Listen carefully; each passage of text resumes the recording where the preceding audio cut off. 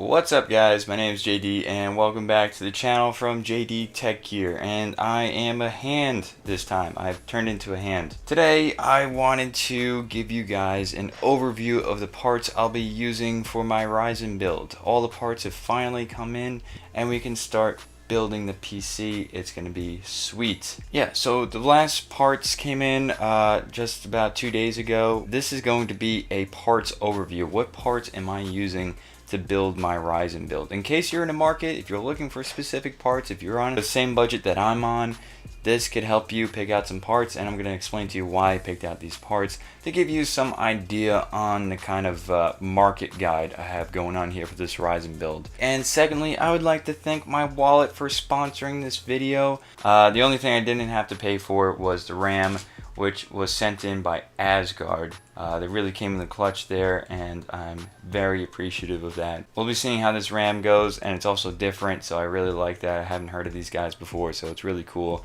trying out new tech. So yeah, we'll get into like all the specifics of everything, but let's start going through why I chose what I chose. Yeah, I went with the 1700 because that honestly I think provides the best value, the best bang for your buck, honestly, for what it does and what I personally need it for. I know I'm late with the Ryzen reviews, but most of the people that come to this channel know that I'm very honest with my reviews, and I try to be as well spoken and flat-headed in reviewing anything that I have. So I like to give an in-depth and honest review. So you can expect that from me, so having that perspective might help you in case you are deciding on choosing this.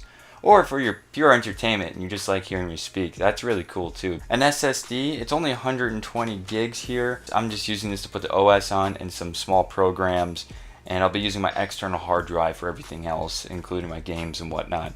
Especially since SanDisk is a good quality product here and they've got great reviews, and I've used them before as well, and it's got read speeds up to 530 megabytes per second. Yeah, I went with that, and relatively inexpensive. I think it was like $44. This is a very good budget option for an SSD if you just need to install your OS on, so I highly recommend this. And remember guys, all these products will be in the link down below in case you're interested in checking any of that out. Okay, over here we have our case fans, okay?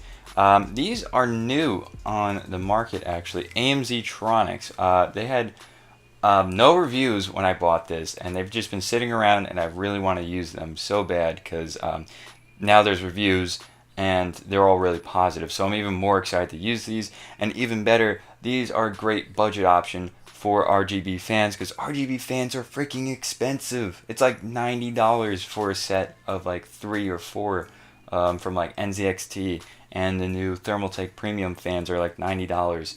So these were $40 and you get 3 premium fans. Trying something new and also potentially a very good product, I'm definitely down for. Plus it's RGB on a budget.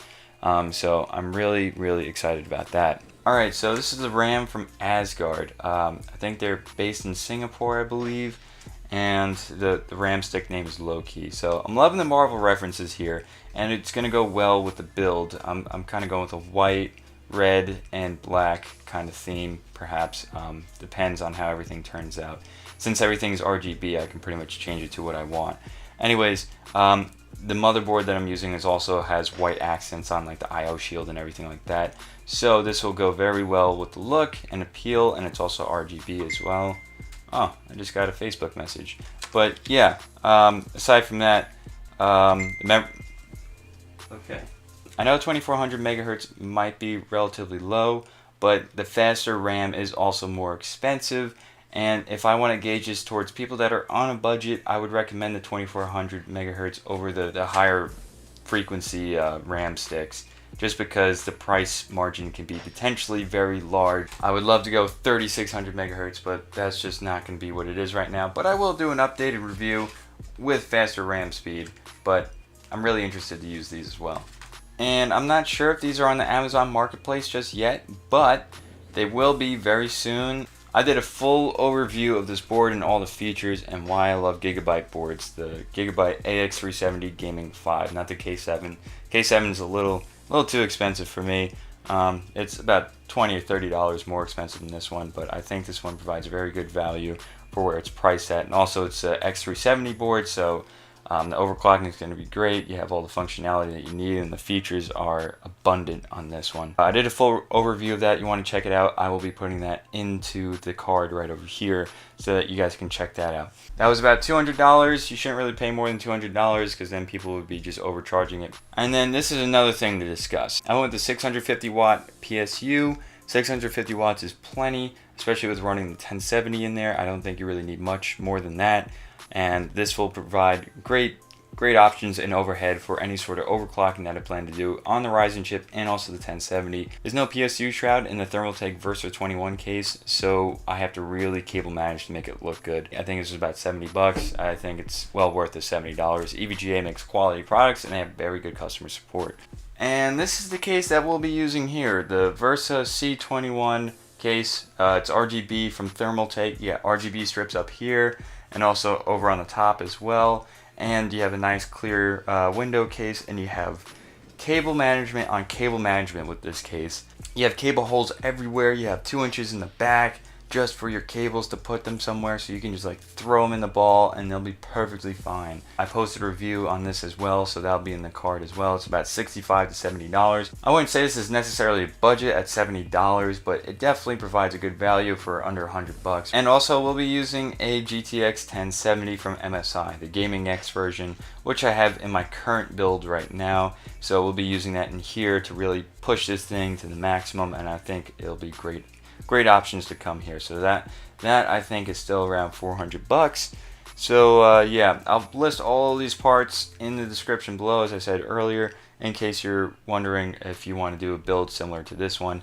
I think this is going to be an awesome build. If you're not going to go with the low-key RAM, but I was going to go with the G.Skill RGB RAM. So there's a little market guide to my Ryzen build and what we'll be using. So the build video will be next, and we'll do a time-lapse build of the video, and then finally we'll have a review thereafter. And yeah, that's when all the goodies come. Yeah, so I want to thank you guys for watching my hand today. I know my hand is very entertaining as it moves and dances around the entire screen. If you want to see more market guides or what I think you should get for a certain budget or whatnot, let me know. So yeah, I hope you guys enjoyed this parts guide and overview, and I want to thank you guys for watching the video. If you want to see more videos like this, consider subscribing and checking out the rest of the channel and becoming part of the Tech Junkie family.